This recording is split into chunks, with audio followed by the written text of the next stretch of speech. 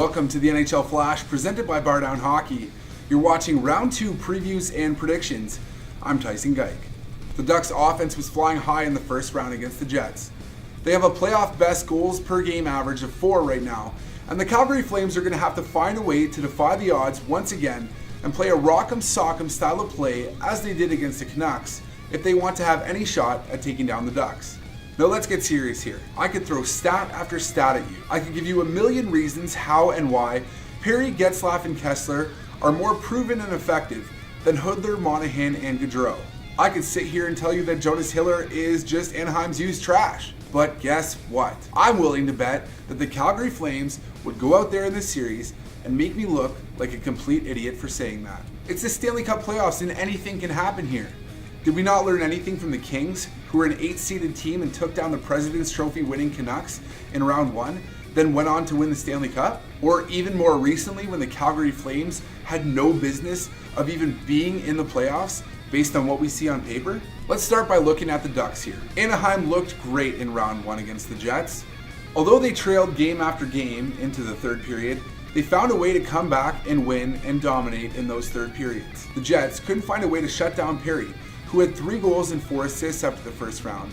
And Silverberg has been one of this year's playoffs' brightest young stars, having 6 points after round 1. In the Ducks' first 4 playoff games, Kessler also had 3 goals and 2 assists, while Getzlaf chipped in with a goal and 3 assists himself. Since the Ducks have such a powerful offense, the Calgary Flames have no time to be messing around with poor goalie performances. Whoever ends up between the pipes for Calgary, whether it be Hiller or Ramo, needs to be strong. Michael Ferland will have to be an absolute pest once again in round 2. He'll have to find a way to get the Ducks' top 3 stars right off their game. Perry, Getzlaf, and Kessler have been known to get involved in the scrums after the whistle, and this could really work in the Calgary Flames' favor. In round 1, the Flames' top line did what the Flames' top line did all season long. Hoodler, Monahan, and Gaudreau combined for a total of 7 goals and 17 points. Chris Russell, TJ Brodie, and Dennis Wideman will all have to be workhorses again in this round.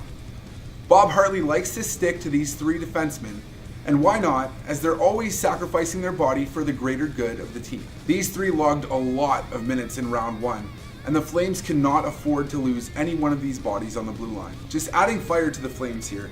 According to a poll on NHL.com, 85% of fans said the Ducks would down the Flames in round 2. Well, guess what, people? Proving people wrong is what the Calgary Flames have been about all year long. Could this be another one of those series that we look back on when the year's over and say, wow, how do they do that? Or will the Ducks be able to handle the Flames the way that they did with the Jets in round 1? The Ducks will win if they bring their smart, fast, skilled style of play to the table and their top 3 stars show up to play once again. The Flames will win if they get the Ducks off of their game by playing a true North style of play, they have strong goaltending, and they continue to get production out of their top line. The Canadian in me truly wants to say that the Flames will take down the Ducks in 7 in this series, but I have to stay true to the NHL Flash prediction. Ducks in 5.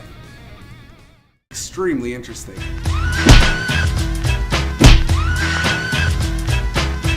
And the Oscar goes to... Now when PK Subban was ejected from the game, he learned that Mark Stone had returned to the game to play, and he threw this quick fit.